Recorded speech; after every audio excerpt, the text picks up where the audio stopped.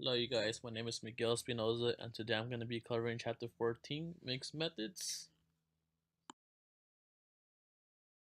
So, what is mixed methods? So, mixed methods is a design that involves a plan of using two or more qualitative and quantitative methods of data collection and analysis. So, as we see in the chart, we have a quantitative and a qualitative being combined together and further comparing and then interpreting. So this is very beneficial because we could gather two types of different type different information. For example, the quantitative part is usually gathering surveys or interviews. Usually, we do this by targeting a large population. As for qualitative, we target a well, not so large, but a small population, and usually we go about by observing them and just looking um, at their interactions, and or any group discussion. We could sit in a table and talk about how our day is, and we just observe how their communication or their body language goes about. So these both are as I mentioned, they're both combined to create what we call mixed methods. So here we have quantitative and qualitative broken down side by side. So quantitative is mainly a numerical data that can be transformed into usable statistics. We ask the who, what, where, when we're doing a quantitative, when we're using a quantitative method. We also target a large population, as I mentioned before.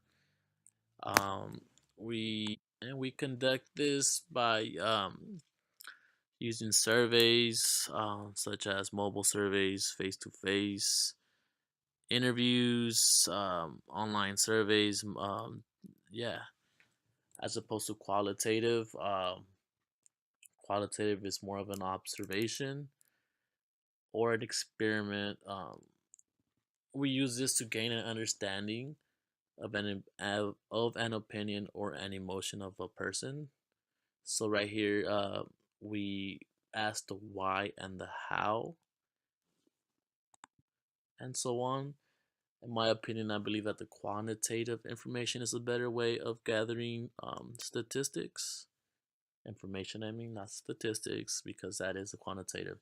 So, for that being quantitative, it's more reliable, in my opinion, because you're targeting a certain population, a certain group, and you're getting information based on what they believe, as opposed to an observation.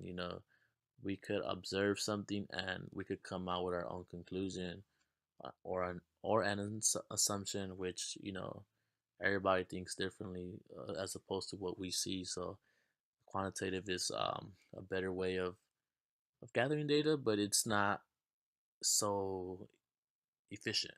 There's always flaws with everything. So that's that. So here we have qualitative and quantitative research methods. So a combination of both of them, it's very beneficial because it makes each other stronger and more valid.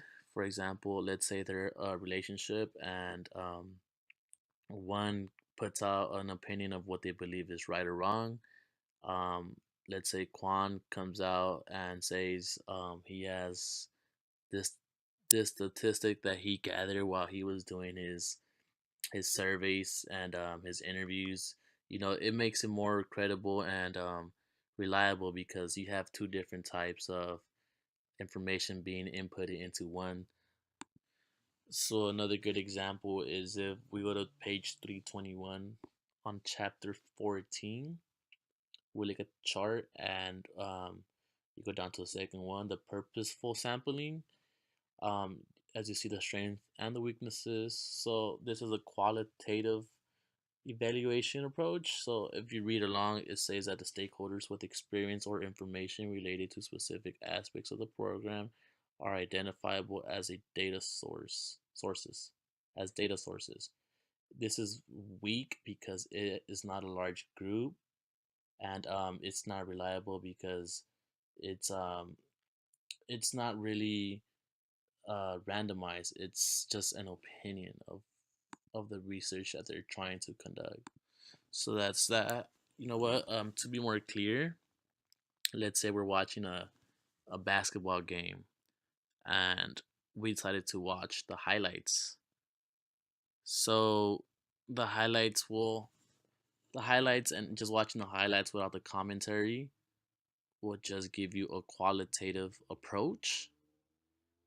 And if we look at the scoreboard and the numbers that were put up by both opponents, this will give you the quantitative approach. So therefore, you could tell by when you combine both of them, it's more of a appealing way to watch a sport, and it's way more reliable and credible as opposed to leaving one out. Just imagine if you were just watching the game without um, knowing who's winning or losing. Is just you know it's not reliable, and most likely it's boring. You don't want to go through that process. You want to know why somebody is saying what they're saying. You want to see a purpose behind everything, um, and you just want to understand why is their point being why is their point being made. Well, that concludes my presentation.